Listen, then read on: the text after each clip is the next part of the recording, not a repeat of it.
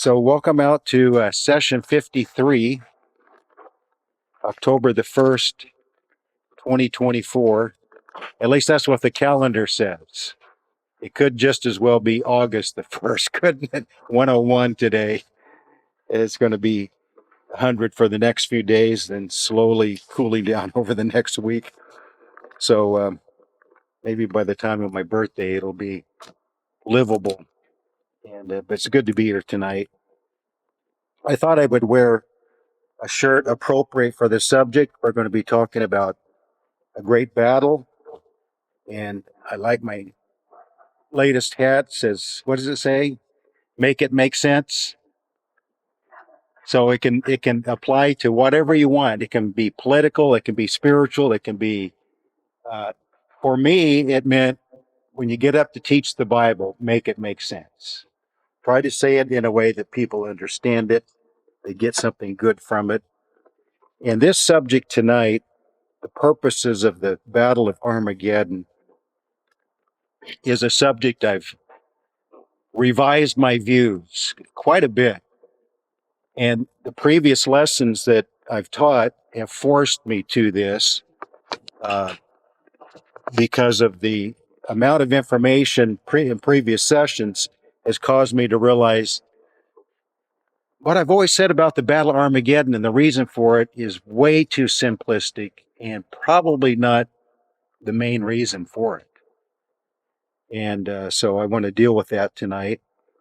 It is interesting that this lesson, I've been preparing. I didn't know Iran would attack Israel today with all those missiles, and everyone's waiting to see how Israel's going to retaliate, and will this just escalate, which it very possibly can.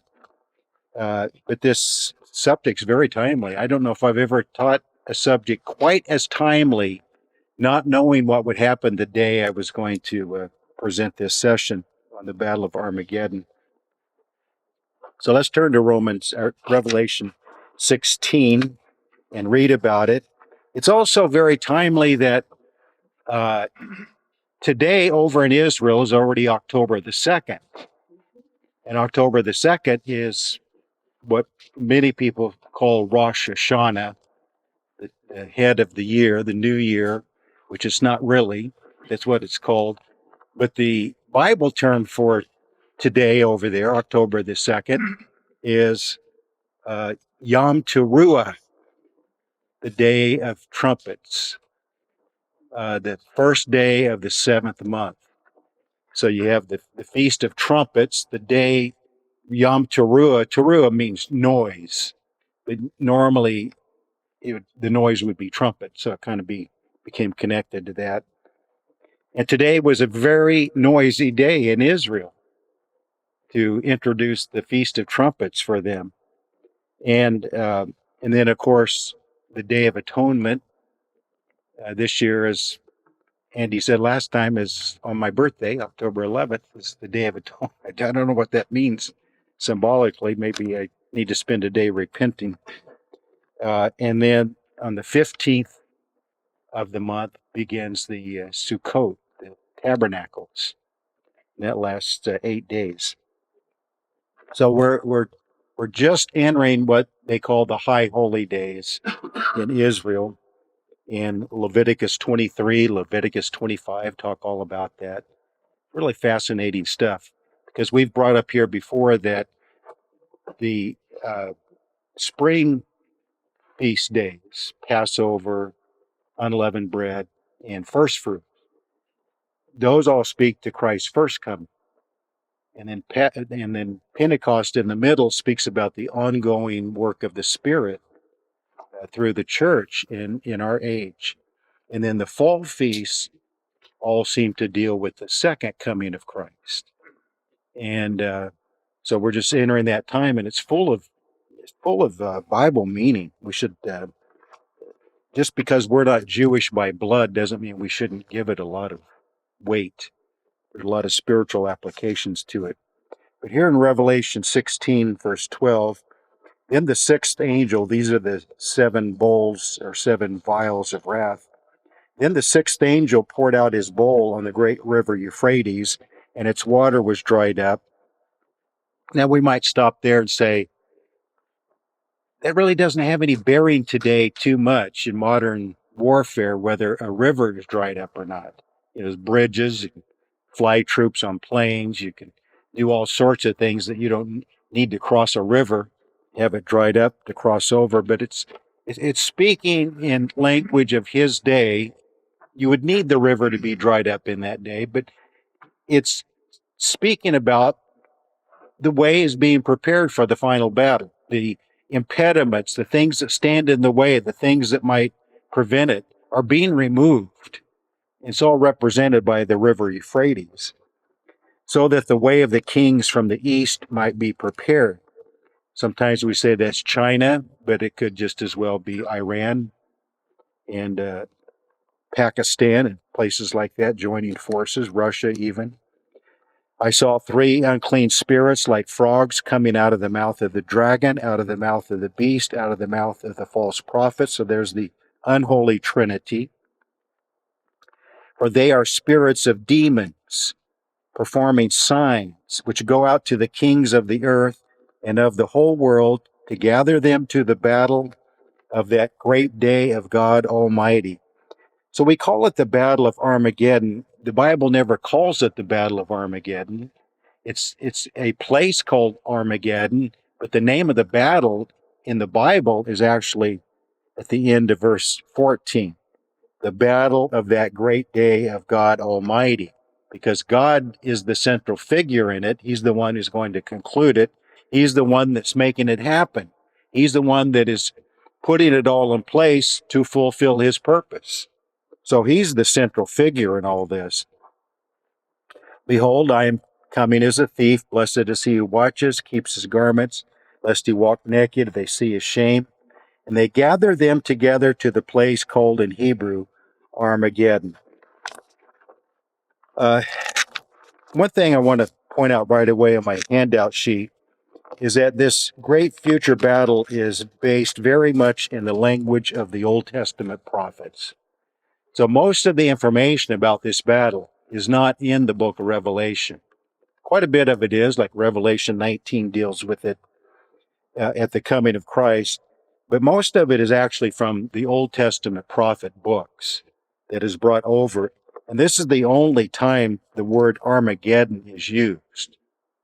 And so I think we make a mistake. One thing I've revised my understanding a little bit better on is that we put too much focus on the idea of Armageddon and we try to figure out where the place is, when all of the other passages that deal with this subject put the focus on Jerusalem, because that's the focal point. That's what the battle is over, is Jerusalem. Now, part of it takes place in all over Israel because you're going to have a 200 million man army, so it's going to cover the whole land. And that may be where they're coming from, and that may be their launching pad to make their attack upon Jerusalem. But that's not really where the battle is. The battle involves Jerusalem. So I say, often it is said, and I have taught in the past, that the purpose for the Battle of Armageddon is to attack and finish off Israel.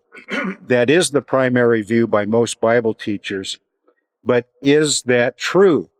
And I've revised my position to say that is not true. That is not the purpose of the Battle of Armageddon. We get it in our minds and we repeat it, but I hope I'm able to show why the purposes of this battle are far larger in a sense, and far different than just trying to wipe out Israel. So let me start making my case. When we look at Matthew 24:15, we've read it so many times, but let's go over there again to get it set in our minds. Matthew 24:15, therefore, when you see the abomination of desolation, spoken of by Daniel the prophet, standing in the holy place, whoever reads, let him understand. On the timeline sheet that I made for you, I don't know if you've these have helped you through all these sessions, but a simple timeline can really help when you're talking prophecy. And so the Matthew 24:15, the abomination of desolation, is number 2 on that timeline, which is in the middle of the 7 years. So the number 1 is the 7-year treaty covenant is made. That's Daniel 9:27. He makes it for 7 years, and then it's broken, number 2, halfway through, and the abomination of desolation happens. Those two events are tied together. And that's what Daniel 9:27b says. In the middle of the week, he breaks the covenant. It's also when the death and resurrection event of Antichrist takes place. It's also when Satan is cast down. So there's a whole lot of major events happen right in the middle. And then number 3 is when 1/3 of Israel flees into the wilderness, prepared by God after 2/3 of them are killed. And then number 4 we'll get to in just a minute. But just we'll be referring to that timeline in a little bit. But this abomination of desolation is in the middle of the last 7 years. Where does it take place? In Jerusalem. So he's already in Jerusalem in the middle of the 7 years. He goes into the temple. He declares himself God. The image of the beast is made by the false prophet. You have to bow down to it or you'll be killed. You can't buy or sell without the mark. Satan is cast down. He enters into the Antichrist. He becomes almost all powerful. And all that happens right in the middle. And so he's in control from that point on of Jerusalem, which means he's in control of the land of Israel, him and his coalition and his army. And 2/3 of Israel is killed right about that time. 1/3 flees into the wilderness. As I go on to say, this time in the wilderness is 3.5 years. Let's go over to Revelation 12. We've read these verses many times, but just to refresh ourselves, 12:6. Then the woman fled into the wilderness, where she has a place prepared by God that they should feed her there 1,260 days. So the entire last half of the 7 years, she's out there in the wilderness. 2/3 of them are killed. What I'm trying to describe, now let's read 12:14 also. But the woman was given 2 wings of a great eagle that she might fly into the wilderness to her place, where she is nourished for a time, times, and half a time, or 3.5 years, from the presence of the serpent. Now, from the presence of the serpent is important also. Part of the purpose of the wilderness is to protect her from Satan and the Antichrist getting to her. Well, if 1/3 is in the wilderness protected from Satan and Antichrist, 2/3 have been killed, there's not a whole lot of Jews left in Israel for 3.5 years. It's under the control of Antichrist and his group, not Israel. Israel does not have control. So then I go on to say there will be very few Jews left in Jerusalem for an army 3.5 years later of 200 million. That's Revelation 9:16. To even bother with. Why would 200 million man army come to Israel and Jerusalem if there's hardly any Jews left? They're pretty much already on their knees, mostly wiped out for 3.5 years. They're almost out of the picture, you might say, because God's protected them and most of them are killed. So why do we have this idea, and I did for many years, that Antichrist, that the Battle of Armageddon is to come and wipe out Israel from their land and from Jerusalem? Well, that's kind of hard if they're not even there, or at least most of them are gone. There's going to be some left. Let's look at this word Armageddon in 16:16 of Revelation. It's the only time it's mentioned. And most all of you have heard Armageddon is from a Hebrew word har, H-A-R, which means mountain or hill. and then Megiddo. So almost every Bible teacher, and I have too, we immediately say that means that mountain of Megiddo up there in that broad plain up there, where it's a big battlefield. Many great battles have been fought up there through the centuries.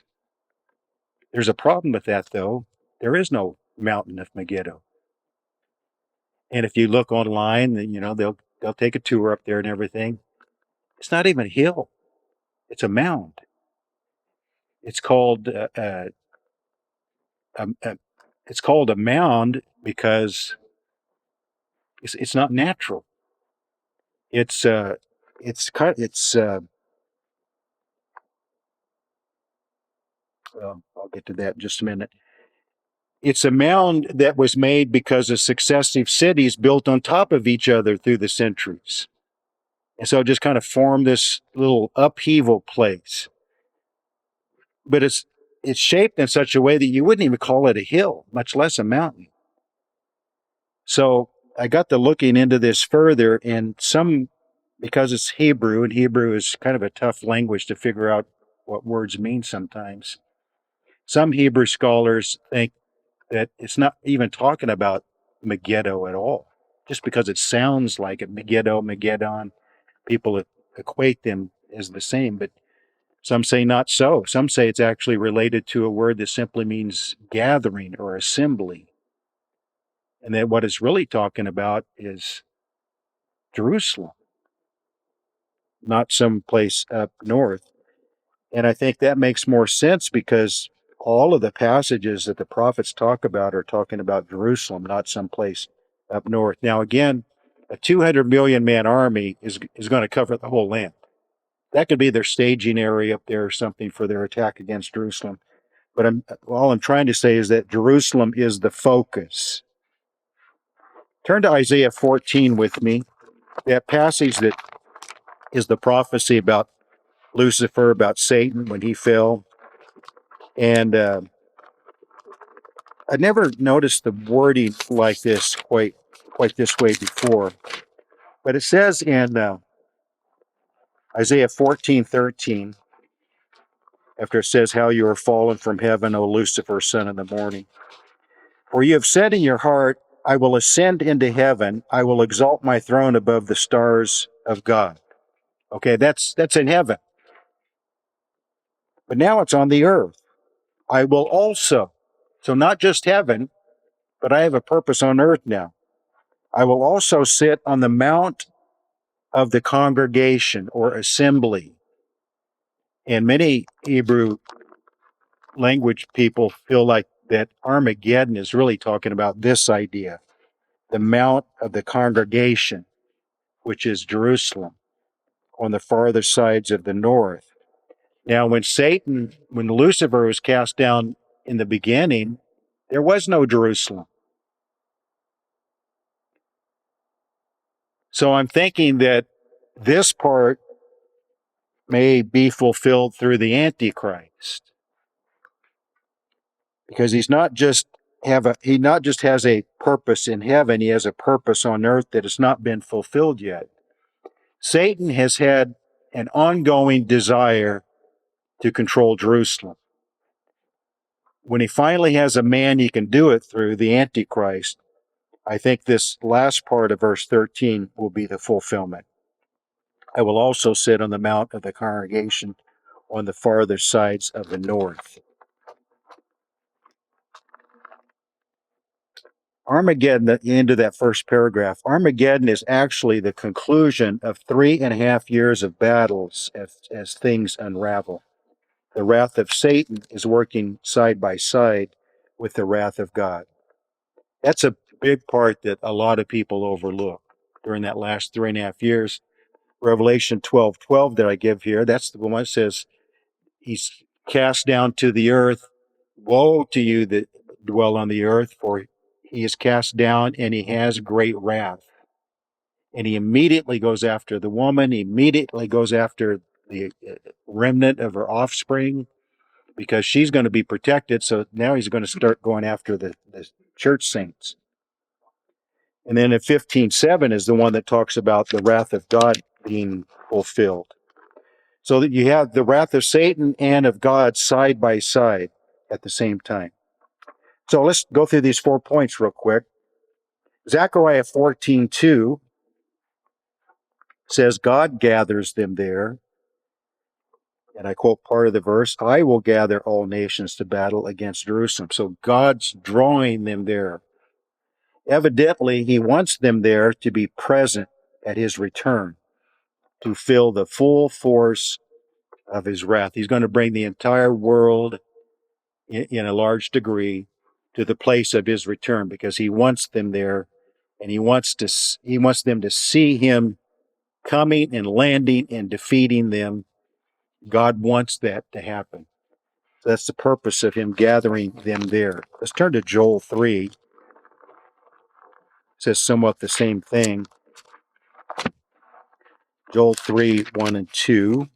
For behold, in those days and at that time, when I bring back the captives of Judah and Jerusalem, I will also gather all nations and bring them down to the valley of Jehoshaphat. Where is the valley of Jehoshaphat? What's the valley of Kidron? Right outside of Israel, Jerusalem. So that's why I say all the Old Testament dealings with this battle of Armageddon, we call it, is really focused on Jerusalem. I will enter into judgment with them there on account of my people, my heritage Israel, whom they have scattered among the nations. They have also divided up my land. So this seems to say, I want them there so they can enter into judgment at the return of Christ. And then verses 12 through 14, let the nations be wakened and come up to the valley of Jehoshaphat, for there I will sit to judge all the surrounding nations. Put in the sickle, for the harvest is ripe. Come, go down, for the winepress is full, the vats overflow, their wickedness is great. Multitudes, multitudes, well, at least 200 million, in the valley of decision. For the day of the Lord is near in the valley of decision. And it ties it with verse 15, the cosmic signs, which Jesus said happens immediately at the end or after the tribulation. So this is right at the end of the 7 years. It's the Battle of Armageddon, and God is bringing them there for judgment. He wants them there in one place. So that's a big purpose of the Battle of Armageddon, is the judgment of God. Zephaniah 3:8, I quote here, my determination is to gather the nations. Why? To pour on them my indignation, all my fierce anger. Let's look at Zechariah 12. I'll try not to read all these verses on the page tonight, but I want to get the point across on some of these. Zechariah 12, 1 through 3. The burden of the word of the Lord against Israel, thus says the Lord, who stretches out the heavens, lays the foundation of the earth, forms the spirit of man within him. Behold, I will make Jerusalem a cup of drunkenness to all the surrounding peoples when they lay siege against Judah and Jerusalem. And it shall happen in that day that I will make Jerusalem a very heavy stone for all peoples. All who would heave it away will surely be cut in pieces, though all nations of the earth are gathered against it. So that's one main purpose of the Battle of Armageddon. God's gathering them there for judgment. But number two, our text verse in Revelation 16, what did that say? It says the evil demonic spirits gather them there. Isn't that what it says in verse 14, 16:14? For they are the spirits of demons. What are the spirits of demons? The frogs that come out of the dragon, the beast, and the false prophet. So the unholy trinity is directly involved in gathering the nations to Jerusalem.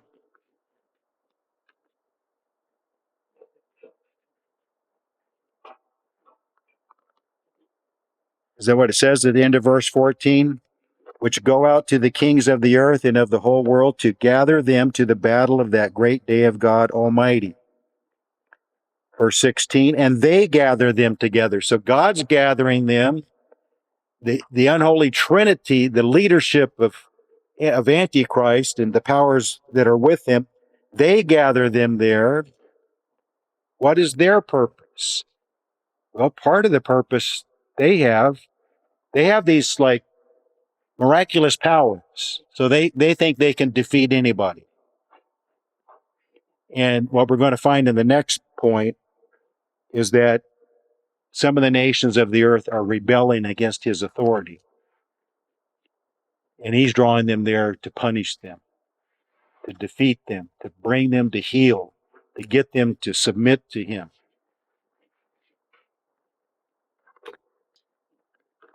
Revelation 17 and 14 says, "These will make war with the Lamb, and the Lamb will overcome them." So I didn't read the rest of that part, first part of verse 2.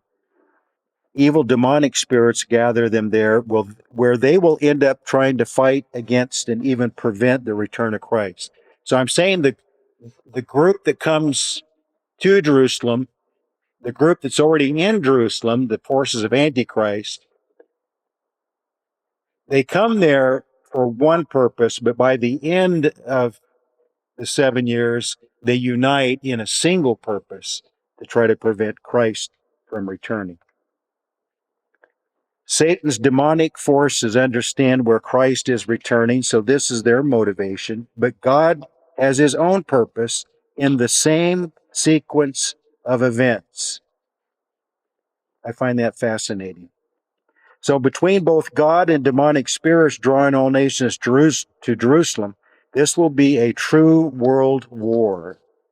That's why it says in 16 and 14, to gather,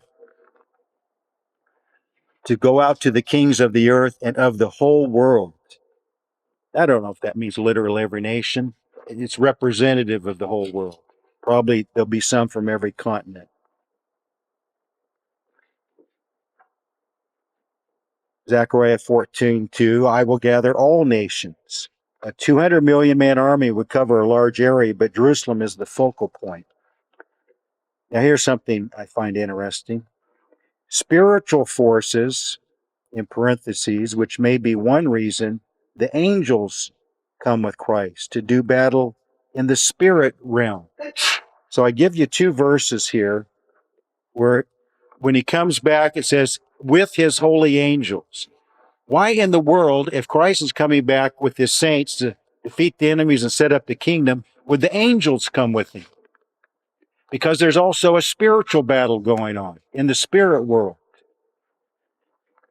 That's what 16 and 14 says. They are spirits of demons performing signs. There's a lot of evil spirit activity going on that needs to be overcome also. Demonic spirit forces. I think the angels are coming back with Christ to deal with those in the spirit world. The saints are coming back in glorified bodies with Christ to deal with the rest of it, or with all of it. So spiritual forces, and then at the end of the parentheses, and physical forces gathered to stop Christ in this major showdown. It is much more than a military engagement. It is for all the marbles. Satan, through Antichrist, knows this, and they're trying to make a last stand. But here's the heart of what I want to get to tonight. Point 3. But why do they come there in the first place?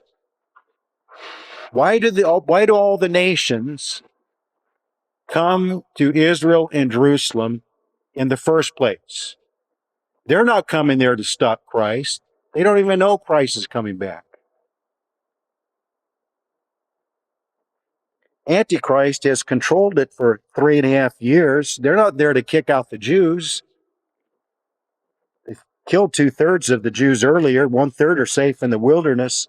So who is being attacked at the end with such a large army? So I want to make the case that it's not Israel, but they're coming to fight against Antichrist. And this is a part that for a lot of years I did not see clearly. Let's go over to Daniel 11.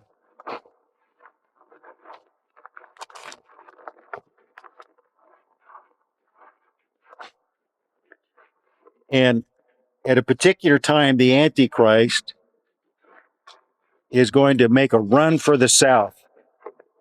The whole time he wants Jerusalem. He wants Israel. He wants the land of Israel. He wants Jerusalem. That's why he commits the abomination of desolation in the temple in Jerusalem. He wants Jerusalem. And by declaring himself God, he's basically saying, I have captured and I control the city of the great king. I control God's city. I control Israel's city. I control the number one city on the whole earth, at least from God's standpoint.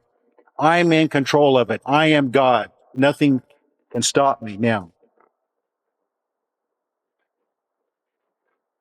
So the whole 7 years, he's wanting to find a way to capture Jerusalem.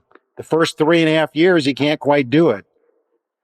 But in the middle, he finally figures out a way to go down there and capture it, kill a bunch of them, chase the rest of them out of the country where God protects them for 3.5 years. And so for 3.5 years, he's in control of the land. So I'm really trying to draw this picture, kind of drive it down in your mind for you to kind of think freshly.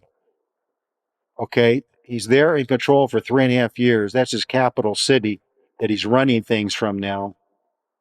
Why does this great army think that they have to come down there then? If their man, the one they gave allegiance to, is in control of Jerusalem, then why are they coming there to do battle? Well, Daniel 11:30 says this is still in the first 3.5 years. So he's going toward the south, and it says in verse 30, for ships from Cyprus, and or some of yours says Kittim, just means from the west. The Western powers are coming in the Mediterranean, and they're going to come against him, and they're going to stop him. So evidently his first major push to capture Jerusalem is thwarted, is stopped by this great naval force that comes in the Mediterranean and basically aims all their weapons, says, you try to go any further, we're going to wipe you out. Because he's not yet fully empowered by Satan. He hasn't had his death and resurrection event. The abomination of desolation hasn't happened yet. It's not quite, he's not, in the first 3.5 years, he's not what he is in the last 3.5 years. He's superhuman in the last 3.5 years. He's not quite there in the first 3.5 years. So he's able to be stopped. Therefore, he shall be grieved. Why? Because his plan didn't work. And he's going to return to his home base, which is probably up in Syria or Turkey. And he's going to return in rage. He's so upset that his plan was stopped against the Holy Covenant, do damage. He shall return and show regard for those who forsake the Holy Covenant. And then forces shall be mustered by him. So now this is his second push. And they shall defile the sanctuary fortress. They shall take away the daily sacrifice, place there the abomination of desolation. So his first attempt is stopped. His second attempt works. But if we go down to verse 40, at the time of the end, the king of the south shall attack him. Who? Antichrist. So evidently there's still forces in the south, Saudi Arabia, Egypt, maybe some more neutral Arab countries. They're tired of him. And so they make a run at him. And the king of the north shall come against him. Maybe that's some Western powers or parts of Russia or China that doesn't like what he's doing. But he's getting it from both sides while he's in Jerusalem. They shall come against him like a whirlwind with chariots, horsemen, many ships. He shall enter the countries, overwhelm them, and pass through. So he's having success. He shall enter the glorious land, Israel, of course. Many countries shall be overthrown. These shall escape from his hand, Edom, Moab, prominent people of Ammon. That's down there in Jordan. Why do they escape? Because that's the wilderness where Israel is being protected. God makes sure that he can't get that area. He shall stretch out his hand against the countries, and the land of Egypt shall not escape. Why is Egypt not going to escape? Because they were probably part of that back in verse 40. The king of the south shall attack him. Now he's paying it back. We just tend to think that the Antichrist has this full power and everybody's doing exactly what he says, and they probably do for a while. But this man is empowered by Satan and he is full of pride. He declares himself God. He doesn't think anybody can stop him. He doesn't think anyone should question him or rebel against him. And when they do, he makes them pay the price. He shall have power over the treasures of gold and silver, over the precious things of Egypt. Libyans and Ethiopians shall follow at his heels. So they start falling into line. But news from the east and the north shall trouble him. Therefore he shall go out with great fury to destroy and annihilate many. And he shall plant the tents of his palace between the seas and the glorious holy mountain. There's Jerusalem. Yet he shall come to his end, and no one will help him. From these verses, I say it appears that countries will grow tired of his tyranny, may strongly disagree with him breaking that 7-year treaty after 3.5 years, and for killing 2/3 of the Jews. I mean, you're all these former superpowers, and maybe you still have some of your former power. So you're trying to go along with him. He seems to have settled the Middle East problem. He seems to have set up an economic system. He seems to be making things work, and most of the nations are going along with it. But he can't stop because he's full of pride.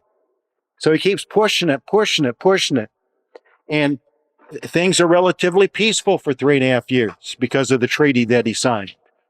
So countries are fairly happy about that.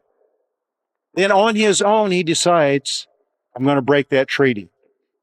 And the nations of the world are just, why are you doing something so stupid? Things weren't too bad. But he has his heart set on Jerusalem and Israel. That's his main purpose. And he's not going to let anything stop him. And so they're upset with him for breaking the treaty. They're upset with him for annihilating the Jews like another Hitler. And so they try to defeat him in battle. Plus, his mark of the beast and the demand to bow down to his image may become too oppressive for many nations. Now, here's something you may have not thought before. You may not agree with me. But if you read the sixth description of the sixth seal, and I give the verses, the sixth trumpet and the verses, and the sixth bowl of wrath and the verses, I think they're all describing the same thing. I think the number 6 of each one of those is bringing us right to the end. God has his own 666. I've never quite seen it that way before. I say that because you read the description of the sixth seal, and it will force you to go right to the end. The same with the sixth trumpet. Because what happens after the sixth of each one? What are the descriptions? After the sixth seal, the seventh seal is separated off a ways, and it just simply says, there was silence in heaven. Nothing really happens in the seventh seal, just like everything's done. Maybe there's silence for half an hour, before Christ comes back or something like that. The sixth after the sixth trumpet is the seventh trumpet, and the seventh trumpet says the kingdoms of this world have become the kingdom of Christ. So that's right there at the end in the return of Christ.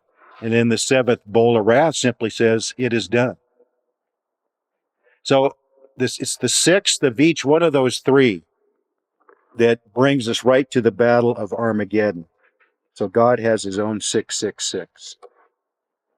They may blame him for their misery of the previous bowls and even the seals and the trumpets. Ezekiel 38:21 says, every man's sword will be against his brother. The coalition that he had formed falls apart. And as has happened often in history, the wicked turn on each other. That's been real common in history. They join for a time and then they hate each other. So they're going to turn on each other. So all sides will be gathered in one place for Ezekiel 38:23 to take place. Thus I will magnify myself and sanctify myself, and I will be known in the eyes of many nations. Then they shall know that I am the Lord. Let's look at Revelation 14, which kind of describes why God gathers them there. There's two reapings that take place. Verse 14 through 16 is the reaping of the saints. And it's interesting that this reaping, it's the Son of Man in verse 14 that does the reaping. The reaping of the saints is done by the Son of Man, because that's his people. But verse 17, another angel came out of the temple, which is in heaven, he also having a sharp sickle. And another angel came out from the altar, who had power over fire, and he cried with a loud voice to him who had the sharp sickle, saying, Thrust in your sharp sickle, gather the clusters of the vine of the earth, for her grapes are fully ripe. So the angel thrust his sickle into the earth, gathered the vine of the earth, threw it into the great winepress of the wrath of God, which is just another way of saying this is Armageddon. This is just another description of it. And it's the angel gathering these grapes for this purpose. And the winepress was trampled outside the city, and blood came out of the winepress up to the horses' bridles for 1,600 furlongs. A lot of blood. A lot of blood.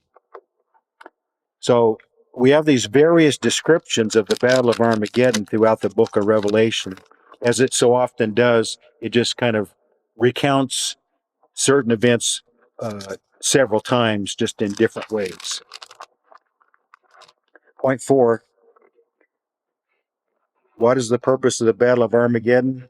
Antichrist desires the things of Christ, and part of that is to take control of the city of the great king. Psalm 48:2, for himself. I've kind of said it this way in the past,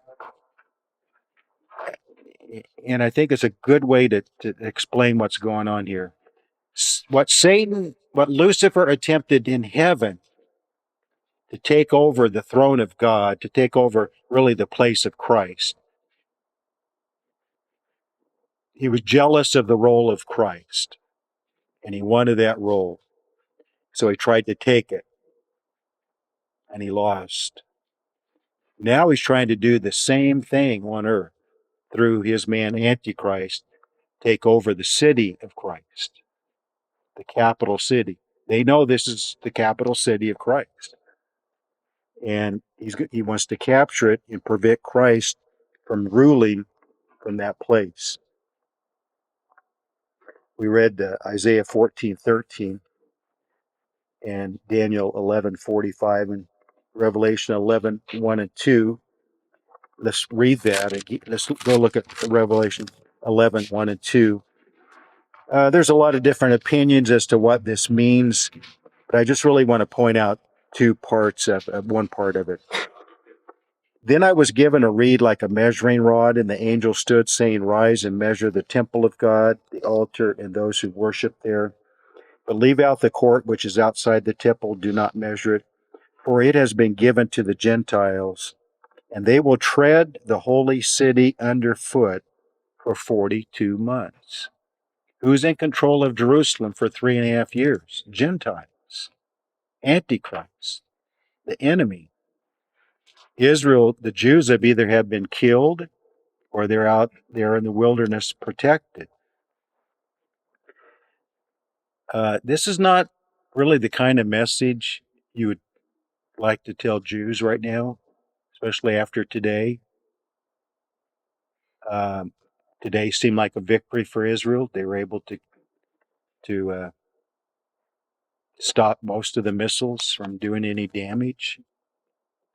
So it made Iran look fairly weak, and it made Israel look strong. But if we understand the Bible right, Israel will have another exile for 3.5 years, a wilderness experience, many heartaches before their salvation. And what Jew in the world that's not a believer, doesn't really believe the New Testament, doesn't really see the Bible the way we're presenting it tonight, what Jew would be willing to accept we are going to be driven from our land again and have to go into hiding And, you say, well, it's only 3.5 years. It's not going to last that long, and you're going to have the victory. It's not something any Jew can swallow, I don't think. That'd be hard. Try witnessing to a Jew using that line. See how they take it. That seems to be what the Bible is teaching. It's going to be trodden underfoot for 42 months. That means they have come in and taken over. So I come back to this. If they're in control of Jerusalem for 3.5 years, which means they're probably in control of the whole land of Israel, uh, then what is the purpose of the Battle of Armageddon? It's not to go wipe out the Jews in Jerusalem and Israel. Oh, there might still be some there that they want to get rid of, but you don't need a 200 million man army for that. So this 200 million man army is coming to unseat the Antichrist. It's a great rebellion against the Antichrist because he's gone too far. He's let all the power go to his head, and there's going to be enough nations that are going to say, you've gone too far. You've crossed the line, and now we're going to try to overthrow you. And he's going to say, bring it, because he thinks he's all powerful. And so you're going to have this great clash with each other. But then at some point, when heaven is open and they see the face of him ready to come back, evidently they're going to join forces in some way. They're going to realize this is a greater threat to us than this. And somehow they're going to turn. I don't know if they'll completely unite, but in some way they're going to try to stop the return of Christ. Antichrist is obsessed with Jerusalem, especially the Temple Mount and the Golden Gate, or the Eastern Gate. That's the gate Christ enters the city from. So I give some verses in Ezekiel you can look up. His control of it for 3.5 years will come to an ugly end. Daniel 7:11. I watched till the beast was slain and its body destroyed and given to the burning flame. This battle has not yet happened, but this battle has already been won in God's prophetic word. It's as good as done. Even though it's as good as done, Israel and the world still has to go through it. Ezekiel 39:8. Surely it is coming and it shall be done. This is the day of which I have spoken. So I hope I've said this in a way that makes you rethink or think a little differently about the Battle of Armageddon and its purposes and what God wants to accomplish from it, Antichrist wants to accomplish from it, what the nations want to accomplish from it. But in an overall sense, God's making sure, God probably puts it into the heart of the nations to rebel against Antichrist because he wants the whole world represented when his son comes out of heaven on that white horse and smites the nations and rules them with a rod of iron. He wants that. And they don't quite understand it to that degree, so they have their own evil purposes, and they're going to be overruled and overwhelmed by the return of Christ. So we'll stop there.